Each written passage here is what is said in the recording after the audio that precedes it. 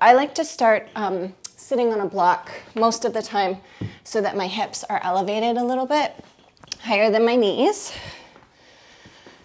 And then we're just going to begin to settle in. If you don't have a block and you want to use a pillow or a cushion or a book even, that's fine.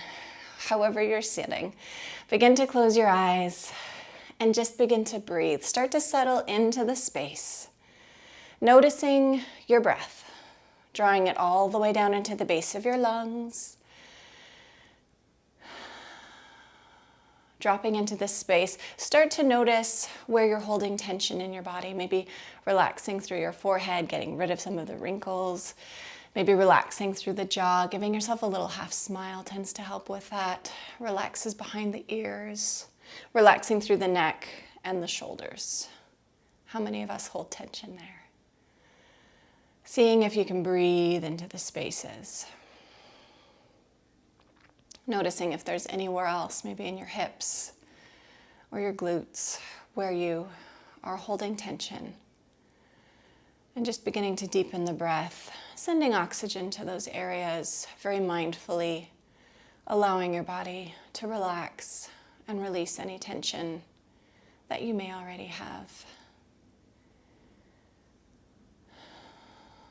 Begin to increase the length of the exhales. This starts to tap into your parasympathetic nervous system and allows your body to feel safe in the space. Throughout the next 10 days, I want you to listen to your body more than anything else. I'm here just to give suggestions. Your body is your ultimate teacher. So always listen to your body. If anything ever causes pain, back off. Don't do it. Pick something else. Discomfort is normal. Pain is not. We're going to begin by slowly opening the eyes. And we're going to just inhale, taking the arms up overhead, stretching through the sides of the body, and then relaxing through the shoulders so we're not with our shoulders in our ears. Breathing here. You can see one of my cats. I'm doing this at home, so you might get the occasional visitor from animals. We're going to take it off to one side, leaning into the hand and then reaching through the opposite, grounding through that opposite hip. My left hand is down on the ground, so my right hip will be pressed down into the floor, lengthening through the right side body. Inhale, coming up, we're going to move to the opposite side, lengthening through the opposite side body, using the inhale breaths to stretch through the spaces between the ribs, all of those intercostal muscles. Breathing here. Maybe changing how your head is positioned if this is uncomfortable for your neck. And then inhaling, coming up. We're going to take the block or prop out from underneath you if you used one. We're going to come onto all fours. We're going to start with some easy cat and cows. If you're just waking up or you haven't moved your spine in a little bit, the first couple might feel a little bit rusty. Inhale. Taking the belly towards the floor, broadening through the collarbones, taking the shoulders away from each other. Exhale, scooping through the belly, rounding through the spine, engaging the core. Inhale, cow. Exhale, cat. Following your breath, inhaling to take the head up, shoulders away from each other. Exhaling to round through. As you're inhaling and exhaling, notice if there's parts of your spine that are harder to mobilize than others. Maybe it feels like a large chunk clunking back and forth. Maybe it's your pelvis tilting back and forth. Just starting to notice how that feels for you. We're going to come into a neutral spine. And on the inhale, I'm going to inhale my right hand forward and my left leg back, flexing through the back heel. Exhale, elbow taps, knee or close underneath your body. Inhale, forward, almost like a cow spine. Exhale, rounding through the spine like a cat. Inhale, reaching. Exhale, tapping. Two more like this. Inhale, forward. Exhale. Starting to get movement through the body, placing those hands and feet down. Left hand goes forward, right foot goes back, same thing, opposite side. Exhale to tap. Inhale to stretch, flexing through that back heel, pushing through the back heel. Notice how the more we do this movement in our spine, hopefully, the smoother the movement gets. Breathing here. 2 more on this side.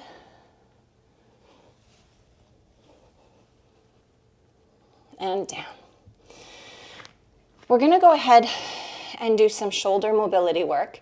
So I'm going to take my collarbone to the floor and away from the floor. I am not going to tip my pelvis. My pelvis is going to stay straight in space.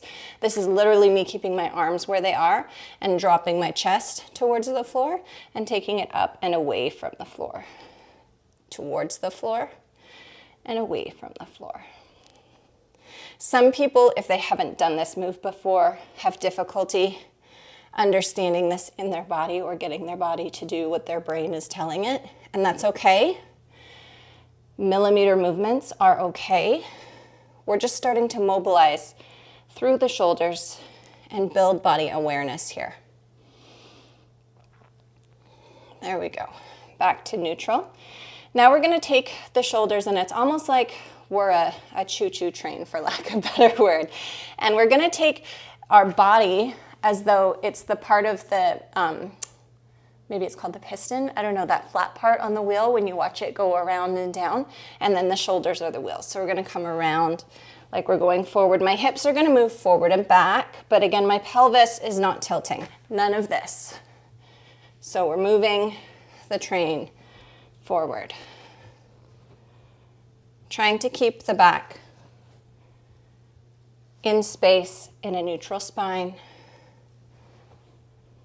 Moving forward. Really starting to warm up through the shoulders.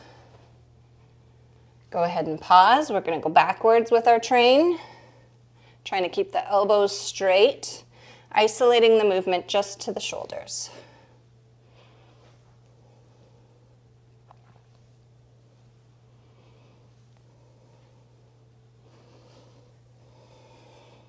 Good. We're going to tuck our toes, look back towards our knees, and we're just going to elevate the knees about an inch off the floor. If this is bothersome for your wrists, you can go onto fists, or you can place blocks under your hands like this. It takes the pressure off a little bit. Lifting the knees up, breathing here, engaging through the core, trying to maintain a nice flat back so we're not rounding through our spine. We don't look like a bunch of Halloween cats here. Breathing, noticing how that feels. Either stay here, take a rest, or if you're wanting a little bit more, we're going to tap the right foot back and bring it forward. Left foot back and forward. My knees are still hovering. One last time, right foot back. Hips are staying square and parallel to the floor. Left foot back and forward and down. We're going to tuck the toes, and we're going to start to sit back with the hips. You might be feeling something here, and this is where you stay. If you're able to sit back a little bit farther, then we're just going to do some wrist circles, starting to warm up through the wrists. We've been putting some weight into them already, so they might not be super happy. We're going to take our hands out in front of us. The right hand is going to go over the left. The palms are going to come to meet, and I'm going to take my fists towards me and through, starting to stretch through the forearms. Breathing into the stretch. Doesn't matter how far you go, we're focusing on the sensation within your body. So begin to notice where you feel sensation and just breathe there. Some people might have totally straight arms. Some people might be here. Wherever you are, see if you can take those shoulders back so you're not rounding into it. Trying to train our bodies to have a neutral spine when we are at rest. Breathing here. We're going to unwind, shake it out, and then opposite side. Taking the hands forward, left hand comes up and over, palms face one another. Pull the fist through, reaching forward. Wherever you feel sensation. Again, if you need to, close your eyes. This is not about what it looks like. This is about what it feels like. So start to tap into that within your own body. Relaxing through the shoulders, relaxing through the jaw. Are you still breathing? Maybe your toes are starting to scream at you. That's what I'm hoping. This is a really good stretch if you suffer from plantar fasciitis. It just works the back line of the body. We're going to go ahead and unwind with the arms, shake out the wrists, lean forward. We're going to tap those feet on the floor. It feels really good. And our time is up. Thank you so much for joining me today. The light in me honors and acknowledges the light in you. I hope to see you next time. Namaste.